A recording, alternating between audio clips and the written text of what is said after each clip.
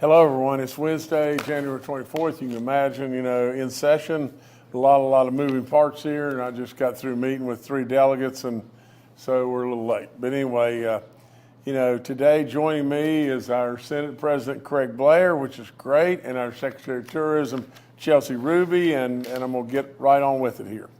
I'm thrilled to announce that some incredible news, services that are being offered by the West Virginia DMV. Also, Everett Frazier, our DMV commissioner, is with us, and so let me just read to you just a couple of things here. West Virginians renewing their vehicle registration online now have the option to receive a secure digital registration card stored right in their smartphone wallet.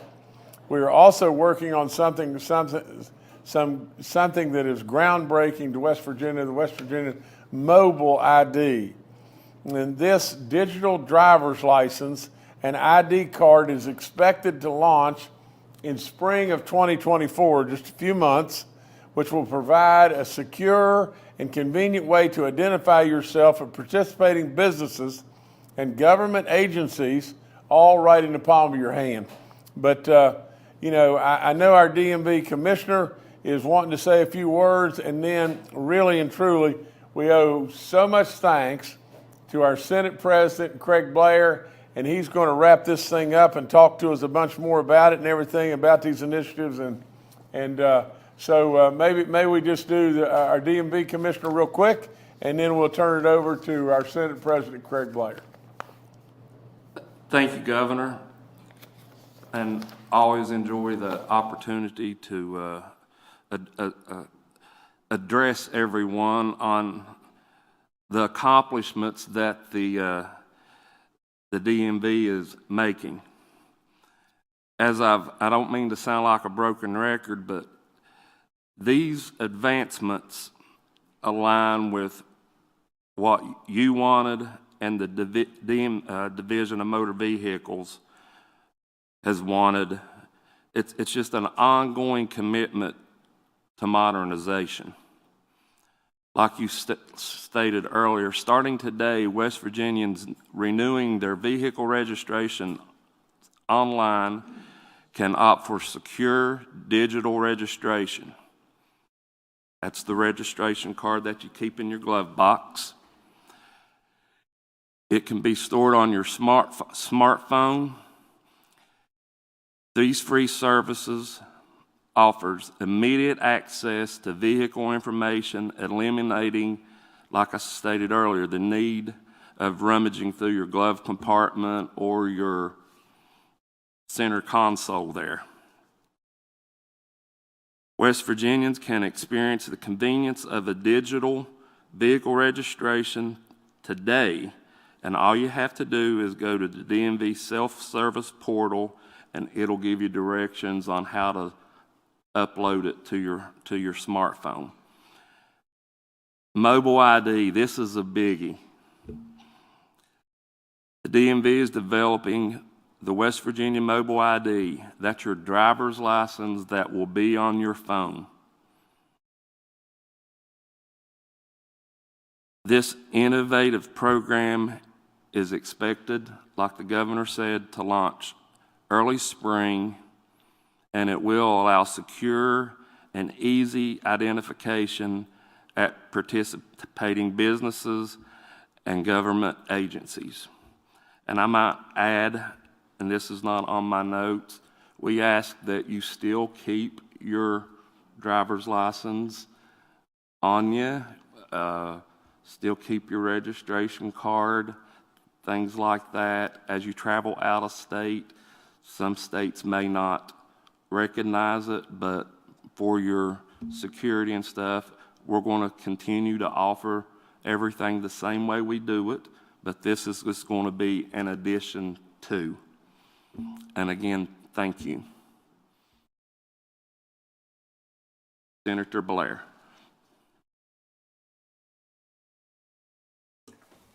Thank you, Commissioner Frazier, and thank you, Governor, and thank you for your leadership on this. Look, I get excited about it. West Virginia is moving into the 21st century, and these are the steps that are necessary to be able to get us here. And with the governor's leadership, and Everett, I've wore you out since you've become the commissioner for the DMV, and I will have to tell you that I am so proud of the work that you're doing to be able to move us into the 21st century. And one of the things that nobody's even talked about is how you're doing the titling like Delaware does for corporations. We're doing titling so the Hertz and the Enterprise and U-Hauls and all of them, that is putting extra revenue into the state of West Virginia. Why? Because we were ahead of the curve. We were digitally ready. We're trying to make the state of West Virginia one of the first digital states in the union. And I can't wait. And for everybody that's listening to this, and I haven't wore the governor out on this, but I have wore Everett out. And that is the fact that can't wait for the day then whenever I can hold my license plate or my phone up to the license plate, renew the tags, and not have to take the time to go to DMV. And I know that this governor supports this plan for being able to do that, and it's a great idea, and we've all been working together. Governor Justice has done a wonderful job on choosing you as a DMV commissioner to start with, but great things are happening in the state of West Virginia due to everybody's leadership and ability to work together. So thank you, Governor Justice. Thank you, Commissioner Frazier. And on behalf of the members of the Senate, we are just beyond pleased with this announcement here today. Thank you. Well, Mr. President and Commissioner, you know, I can't thank you enough, and I want to tell everybody just this. You know, it's been a real pleasure. You know, sure, you know, we push back from time to time, you know, but both of us and you know, we have our feelings and everything, you know, about certain things, but really and truly, it's been a real pleasure working with President Blair, and he's done a great job, and we give him lots and lots of kudos. And Commissioner, you know, Everett, I can't, you know, I just have to refer to you as Everett, you know, and you know, when we're Jim and Everett, we seem to get a lot of good stuff done. But boy, you've done really good. You've done really good, and West Virginia's leading today, and we wouldn't be leading today if it weren't for great work, you know, from, you know, our president and Craig. I just think the world of you, and our speaker, you know, Speaker Hanshaw and everything. But lots and lots of good folks doing a lot of good work, and so we're the beneficiaries. And West Virginians, you know, we're all West Virginians, and when it becomes West Virginians being the beneficiaries, it's great stuff. So good day. Thank you both for coming, and I really appreciate you both. Thank you now. Okay, if I could jump to something else, you know, this is back to our vacation guide and everything that we released, and last week we unveiled the 2024 West Virginia Vacation Guide, and I surely want to remind everyone to get to order your guide. I mean, for crying out loud, it's beyond belief. It's so outstanding, it's off the chart, and I think all these are kind of all in one, and I think Chelsea's going to talk to us in the end here, but you know, I want to talk about Canaan just a second and these ski bikes. I mean, this is unbelievable. Excuse me. But we are introducing Snow Go ski biking, and trust me, all these things change, and I can remember a long time ago at what we called the Bald Knob ski slope, you know, and you see that right there is really neat stuff. But the Bald Knob ski slope was down at the bottom of the hill. It almost started with a tow rope, and down at the bottom of the hill there was a little, you know, plastic snow fence.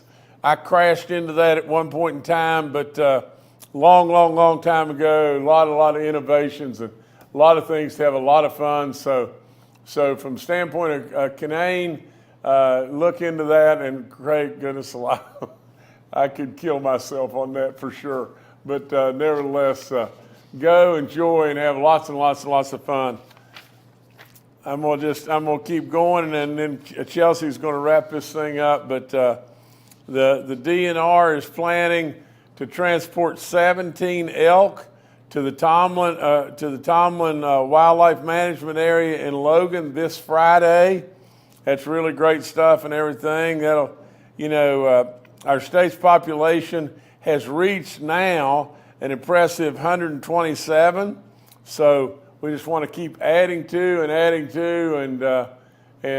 it is phenomenal. I mean, to see these majestic animals back in West Virginia, if you haven't seen this and everything, you ought to go and see just what this is all about. I mean, if you just look at them, they are truly majestic, and that's all there is to it. So we're really, really, really happy and everything, all the great work that the DNR's done. Follow up to that, just think of all the stuff that's happening. Just think of the way we stock our fish now in our streams. Just think of absolutely trying to introduce bobwhite quail back in many areas where we've completely lost them all. All the different things. Just think of the accomplishments of the wild turkeys now that are everywhere. Just think of what's going on with the management of our deer herd and the goodness that's going on there.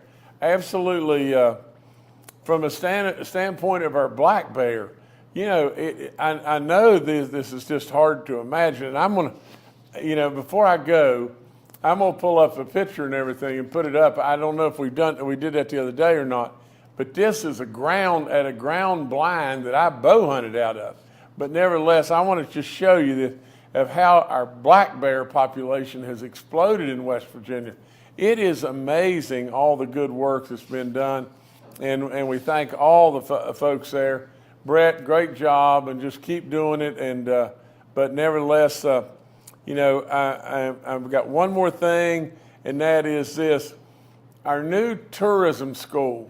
And Chelsea's going to talk to you about this and everything. But I am so proud to announce the launch of West Virginia's first ever Governor's School for Tourism that's starting this summer. With tourism booming in our state and getting better and better and better, we need to train people. We need to train people because these jobs are great jobs, and they're great paying jobs and everything. So Chelsea, I'm going to turn it over to you. You come on and talk to us about that, please. Hey, Governor, thanks for having me. First, I want to go back to your last two announcements and say thank you. The work that you've done, the investment that you've put into our natural resources in this state have been incredible and unmatched. It is creating a huge multiplier effect when we look at tourism and the number of people coming to take part in these activities. So thank you.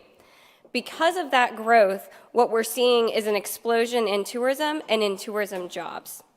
Projections show as many as 21,000 annual job openings in the next 4 years in the tourism industry, with about half of those being in management level positions with salaries approaching $60,000. But what we're running into is that our growth in the tourism industry is happening faster than we're building that workforce. So this year, with your blessing and full support, we've put together a comprehensive workforce development program, and today I'm so excited to launch one of those pieces. In partnership with the Department of Education, we're launching this Governor's School on Tourism. Governor, you are the first governor in the state's history to have a Governor's School on Tourism. These Governor's Schools started in 1984 with the Governor's School for the Arts. We've rolled out several other ones over the years, but I would argue with anyone that this Governor's School on Tourism is going to be the most fun. So the kids will it's open for 9th and 10th graders. It'll be a 10-day camp. They will visit every corner of the state. They will go to all of our travel regions. They'll go to 2 national parks, a number of state parks. But most importantly, what they'll do is they'll go and meet with people in all types of jobs in the tourism industry. They're going to meet with wildlife biologists.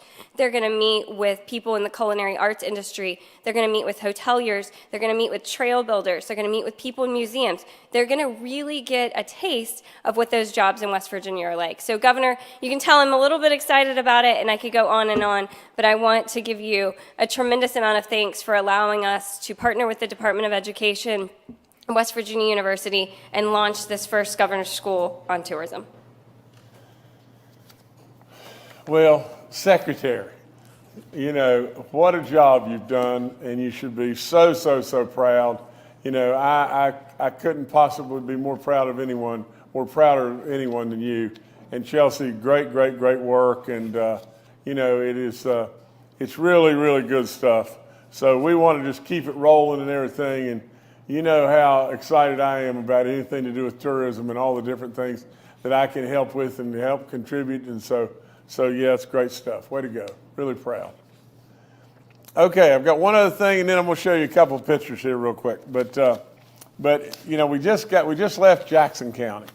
Not long ago, maybe a month ago, you know, we announced $111 million on 19 different projects at SBA projects that we were awarding and going to be able to do. One of them was at the middle school in Ripley, and it's $13.5 million. And we just went there and everything. It was unbelievable and everything. It just, you know, all the kids were just so good.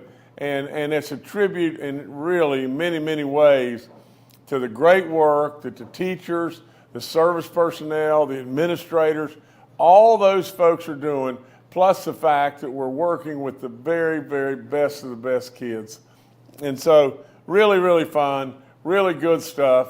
And I hope the kids will never, ever forget it and everything. But a great, great, great day in Ripley, and we did that earlier this morning. And so, you know, nothing in the world makes me more excited than to go into our schools and to seeing our kids, you know, and seeing their faces light up and everything, especially when they see Baby Dog. And they cheered like you can't imagine, and it was just a great day for a lot of goodness that's coming to a great school and in the wonderful area of Ripley. So keep doing the great work and everything, everybody. It is amazing, amazing school, amazing experience. Now I told you I've got a couple of pictures for you. Let me frame the first picture, okay? Let me tell you this. The DNR and what they've done, remember, the first wild turkey that I ever saw in my life, ever, you know, and I've said many times, but there's not many people that have been in the woods more than me. And at this time, I was 25 years old and everything, and so I had been hunting for years and years and years and everything. So with all that being said, now think about the number of wild turkey across this state. It's phenomenal. It is absolutely phenomenal. But I happened to go try in the spring in Monroe County, and lo and behold, I called this turkey right to me and got it. It was amazing. I was hooked forever, you know, as a turkey hunter. But now, from the standpoint of bears, you know, honestly, if you saw a black bear, you know, 20 years ago, if you saw a bear, I mean, it was something that you would absolutely probably tell everybody about, you know, and so the number of our black bear has really grown. And this first picture is at a blind. Now, I wasn't there that day, but I want you to look at this and look close at this picture. That blind I bow hunt out of. And if you look at the one standing up looking in the blind, but I think if you count real close, there's 11 of them there. And these aren't cubs. Now, I don't see any bear there that's probably in excess of 200 pounds, but you got a lot of bear there that are probably from 150 to 200 pound bears. And that is amazing.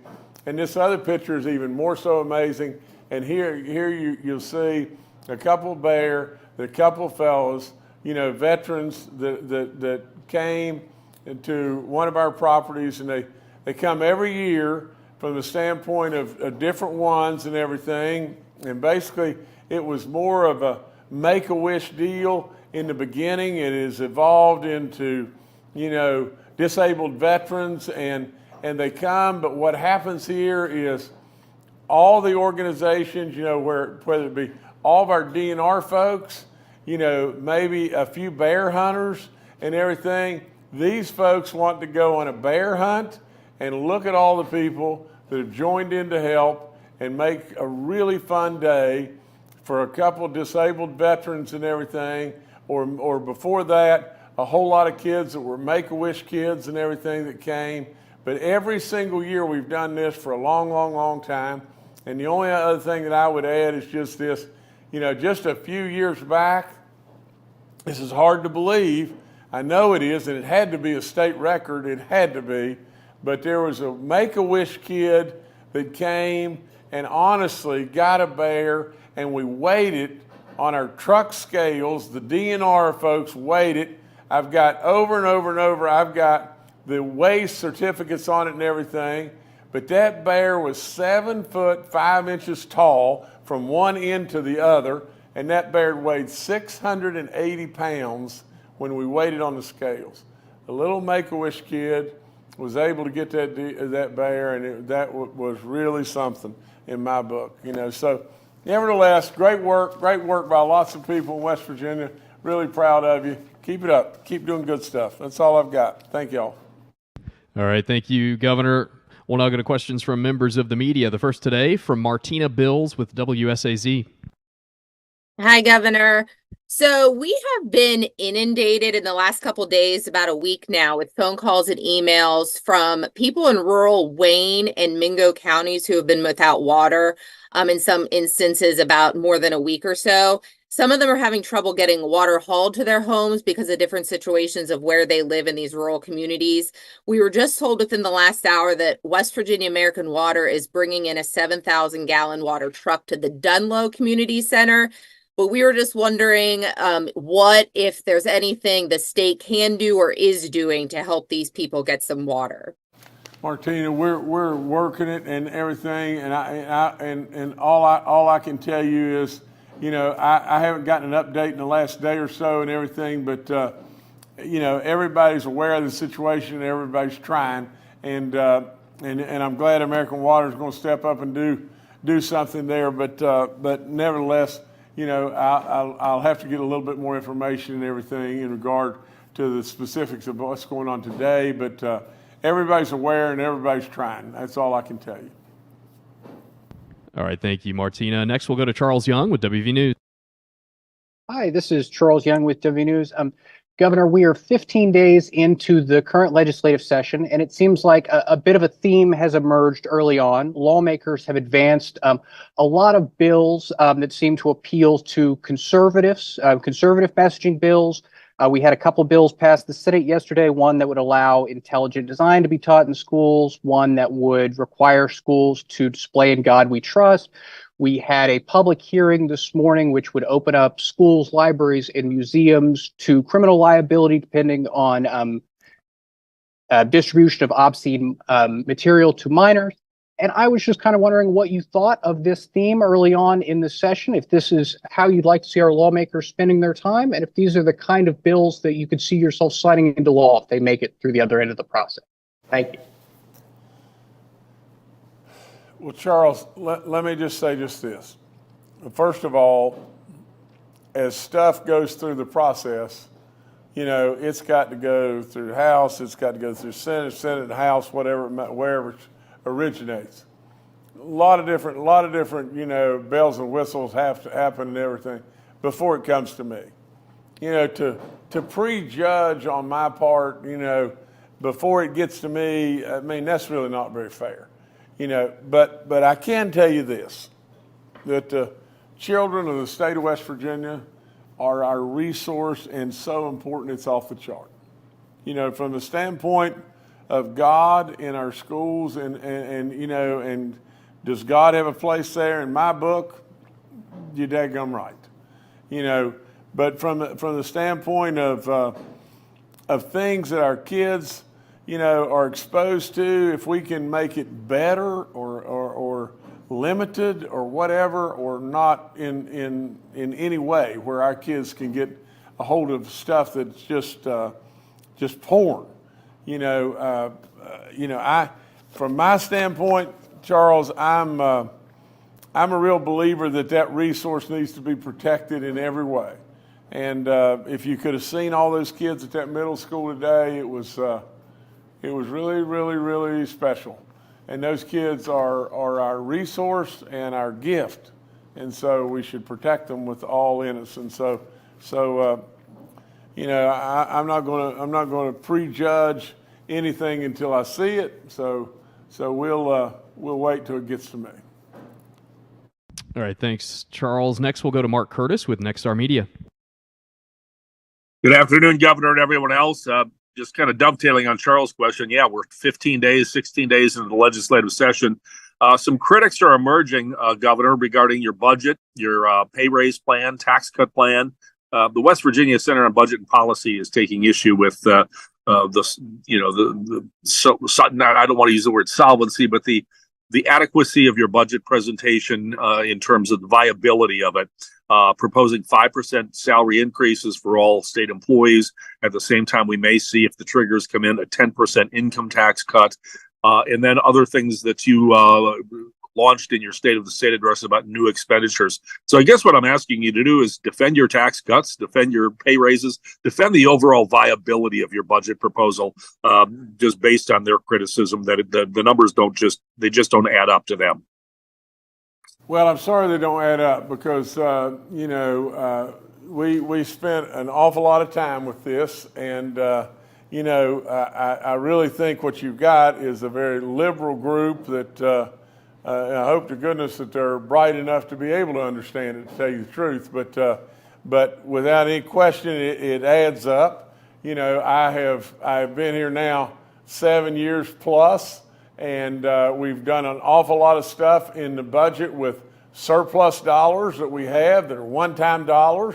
And I Mark, I don't know how you defend anything, that people are just going to up and, say, well, this doesn't work or this doesn't work. The math works. That's all there is to it, and from the standpoint of tax cuts, yeah, I want tax cuts. We've done it 23 times since I walked in the door.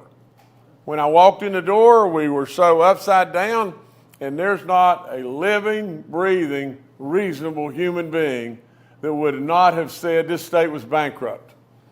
Now, you're talking to the guy that has been here for 7 years and for all practical purposes has kept a flat budget and cut taxes like crazy and got the state rolling like you can't imagine in a really positive way.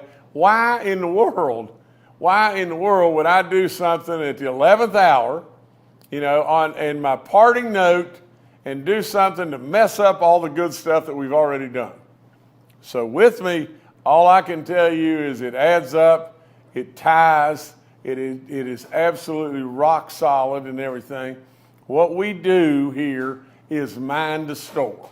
We do not do something that's frivolous, and absolutely with all in me, it adds up, and we'll just keep moving in a positive direction and everything, and hope that everybody, gets dialed into what we're doing, and if they have something they'd rather spend the money or not spend the money or whatever it may be on and everything, I am absolutely open to listen and everything.